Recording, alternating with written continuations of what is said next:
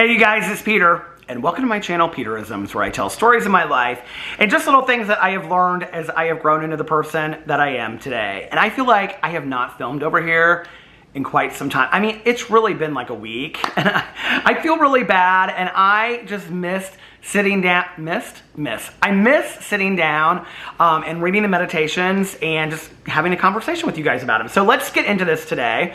I don't know how long I'm gonna do this for, but until the meditations feel like they are complete and we're all at peace and we're all experiencing serenity, then that's when I'll stop. So I brought the Melody Beatty books with me today. I also brought Believing in Myself, Daily Meditations for Healing and Building Self-Esteem. And then I brought A Time to Be Free, Daily Meditations for Enhancing Self-Esteem. And then I also brought Daily Solutions for People Who Do Too Much. You know, actually, why don't we read from both of the self-esteem books today? That might be interesting, you know.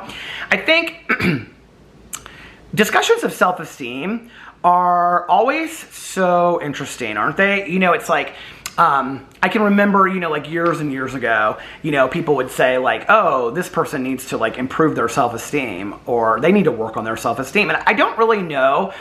I don't know that I today even know what that means, you know. I don't know like a definitive explanation of working on your self-esteem means. I think for me, I think it's different for each person. I actually worked with this woman years ago, and she didn't really care for the word self-esteem. She would say she preferred the word self-concept. And I really like that as well, because I feel like self-esteem, like if you have high self-esteem, that means you think very highly of yourself in a positive, humble, and modest way, right? If you have low self-esteem, you basically think that you're crap and that you're worthless and you're unlovable. And so I feel like to discuss self-esteem, we already have these kind of preconceived notions of what that means put on there by society, if that makes sense, right? So I don't love that either. I don't love the idea of self-esteem, even though we're going to talk about it today. But I do love the discussion of self-concept, because when we talk about self-concept, I think we can define for each of our own lives what our own self-concept is. How do we see ourselves in relation to the rest of the world? How do we see ourselves? What are things that we want to work on and things like that? You know, I talk a lot about kind of being introverted and suffering from social anxiety and whatever. I want to work on, and I'm just going to take this specific issue. I want to work on my, you know, social anxiety, and I've been working on my social anxiety to the point where I am able to go do things that are social, you know, specifically more things with like my family and friends and stuff like that, so that I'm not missing out on things in life, because for so often I missed out on life, right? That's part of my self-concept. Another part of my self-concept would be to work on being more confident in my own skin, which is something that I have worked on for the last couple years, you know. If you've watched my vlog for a period of time, there was like in my first year, we were going on some trip, and I didn't even want to take my shirt off because of feeling heavy and being so insecure about that. And I remember I received a comment on my one vlog that I was talking about it, and I don't even remember who, anyway, whoever commented on it said, she said something to the effect of, you know, go on this wonderful vacation and enjoy it with your husband, take your shirt off and just get in the water and enjoy it as much as possible. And that was kind of the preface to me resetting kind of my, I don't stroll around like, you know, I'm an Instagram model or anything like that, but I also don't allow my lack of confidence or my self-image to come in the way of me enjoying things in my life today. I just don't. In fact, I was talking to some of my neighbors. We were at the pool today together, and we were talking about our love of food and things like that. And I said, I think, you know, for me, it's like I want to, as I've gotten older, I wanted to be healthier, which is where I want to lose weight. But it's not so much to me about my body image as it is about being healthier. But I'm also not going to deny myself a dessert or enjoying a meal or things like that. I just don't have to do that every night. I don't have to, you know, like just binge eat every single night. And there have been many times that I have done that. So for me, my self-concept is made up of many different things.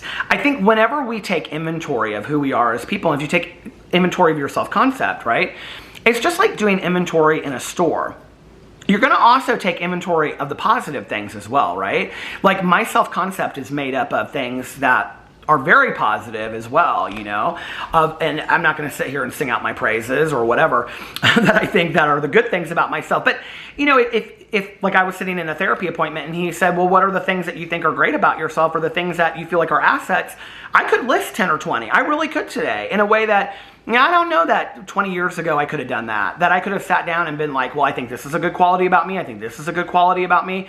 Not to be braggadocio about it, but just to be living in fact, right? And to say there are a lot of good qualities about me. And those things make me today feel lovable, to feel worthy, to feel that, because I used to feel unlovable. I used to feel worthless. I don't feel that way today.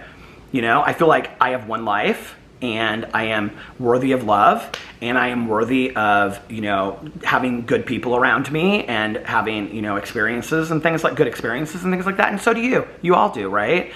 And I think that there's so much that feeds into this idea of self-esteem, right? When we have low self-esteem and we feel unworthy and unlovable, that are things from our childhood. And I actually just talked about this on my Peter Does Stuff channel at length today about being bullied. And that I don't want that to be, you know, this thing that sticks with me for the rest of my life, that I'm talking about for the rest of my life. It's a truism. It's something that happened to me.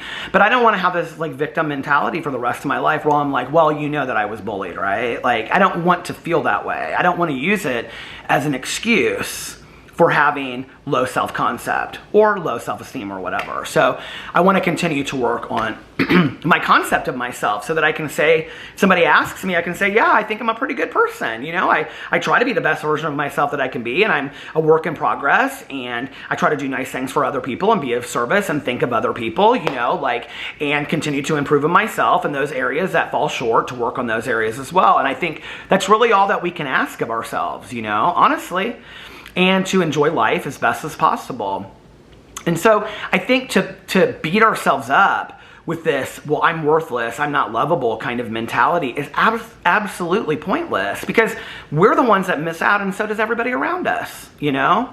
So anyway, all right, let's read something about self-esteem or self-concept today. This is actually a book that my dad and my stepmom got me when I first got out of treatment. So I'm going to read from this.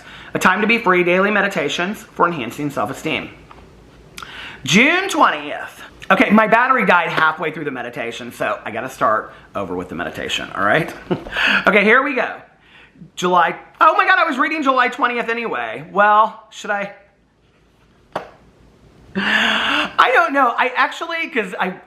Anyway, I'm gonna read from this meditation. This video has become a mess. I'm gonna actually read from July 20th, and you know what's gonna be so funny is, I'll do this video on July 20th down the road, and then it'll be like the same meditation, I'll have forgotten that I've done it. But anyway, I actually think this is kind of an interesting, well, let me read the meditation to you, and then I'll tell you what I did. Okay, so July 20th. The amends process continues in our lives long after we've made face-to-face apologies and restitutions. Through our changing attitudes and behavior, one might say that we make silent amends each day to our loved ones and others who have been harmed by our past actions. Where once we were arrogant and contentious, we become understanding and agreeable. Where once we were selfish and possessive, we now go out of our way to share a newfound happiness. Where once we burdened others with blaming and self-pity, our presence today offers or reflects vitality, emotional wellness, and a determination to live life to its fullest. Of all of our amends, none have been more important than those we've made to ourselves. I don't agree with this, okay? For years, we have created a personal hell. One sense of unworthiness brought about erratic behavior that ultimately harmed us as grievously as it did anyone else. That is why many of us decided to put our own names at the top of our amends list. Since that time, we've silently continued the amends process by giving ourselves the respect, kindness, and love we now feel we deserve. Thought for today, we are making silent amends for our past wrongs by the way we live today. All right, so I got halfway through this meditation, and then it died anyway, so it didn't really matter.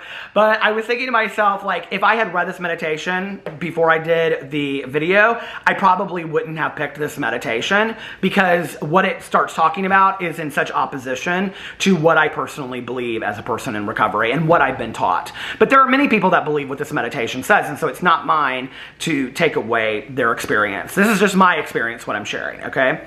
This book is saying that many people, when you make a list of people that you owe direct amends to, that at the top of that person, the person you've harmed the most is yourself, okay? I was always taught that as a person in sobriety, okay, that our addiction is rooted in selfishness and self-centeredness, right? So to me, to put my name at the top of all of the people that I've harmed in my life as a result of my addiction is ultimately continuing this selfish behavior, right? I was taught that I don't belong on that list anywhere. That my job is, and this is just my experience, somebody else could have completely different experience, okay? I'm not going to take away somebody else's experience. I know a lot of people, friends of mine, that put their name on the list, put their name at the top of the list. But this is what I was taught. That by making amends to other people, direct amends. And it's important to note that an amends is not an apology. It's not going to somebody and saying, hey, listen, I'm sorry, you know, for all those times I got drunk, for wrecking your car, for ruining the marriage, for all this kind of stuff. You know, I'm sorry. An amends is like an amendment to the Constitution. It's saying, let me take responsibility and accountability for the actions that I did, okay? And by the way, if there's anything that I have left out or I've forgotten, please bring it up now and remind me, okay? You explain to them the process that you're going to. I always tell people, and I've done this as well, to pray on it and to go to your sponsor before you make an amends. And this is a process that you should be doing with your sponsor anyway. And then you make amends to somebody, right? Some people might tell you, you know, and then you say, how can I rectify the harm that I've caused you? And is this correct? Is this the harm that I've caused you in your life? Some people may say, hey, you know, you don't have to do anything. Other people might say, like I had one person say to me, I don't want to ever see you again, get out of my life, whatever. And I could do that, you know. There's so many different things that people could tell you. People might say, well, you owe me $50,000 so you can start paying that back, you know. A lot of people owe amends to places that they worked or whatnot, you know. But by making amends to people, by clearing the wreckage of our past, okay, and being able to look at people in the eye and say, I've taken responsibility for my actions, there is like catharsis that happens as a result of that. And I was always taught the gift that comes as a result of making these direct amends to people, taking accountability, okay, not justifying, rationalizing, intellectualizing, but taking full accountability for my actions, taking responsibility and looking at somebody in their eyes and saying, I will do whatever it takes to rectify this situation, you know, directly related to my addiction and my, you know, whatever. That is how we grow as human beings. That is where the 9th step promises in recovery come from, as a direct result of making these amends. Not by putting myself at the top of my list and being like, well, I really hurt myself the most. We know we hurt ourselves as people in addiction. And I think that the afterthought to that is, what do you do after that? That's where in, you know, steps 10, we do a continued daily inventory. That's where in steps 11, we have a conscious contact with our higher power and we continue to pray and meditate and say to ourselves, okay, God, what do you want from me? You know, that's where in steps 12, we become service to others and, you know, share our experience, strength, and hope. Those are the gifts that we receive as a result of doing our amends. So I don't know, you know, it's interesting to me when we talk about this, but I will say that I think for people that aren't in recovery, you know, when you're talking about apologizing to yourself, or because I do believe in that, I believe in forgiving yourself, you know, and I think that's a huge part, you know, of growth. And, you know, there's even a lot of spiritual talk about, like, you know, that true forgiveness comes from forgiving yourself. And I think that it's true, you know, that you have to at some point believe, you know, it's like you have to ask yourself, like, what am I gaining by continuing to tell myself on a regular basis that I'm a piece of crap? What do you get from that? You keep people out of your life. You're lonely. You don't allow new people in your life. You beat yourself up on a daily basis. You feel bad about yourself. You feel low about yourself. So you really gain nothing, you know? What do you gain from trying to get to a point where you feel better about yourself and you say, I'm working on myself? Can you tell yourself, I am so worthy of love today? Maybe not, but maybe you're working towards that.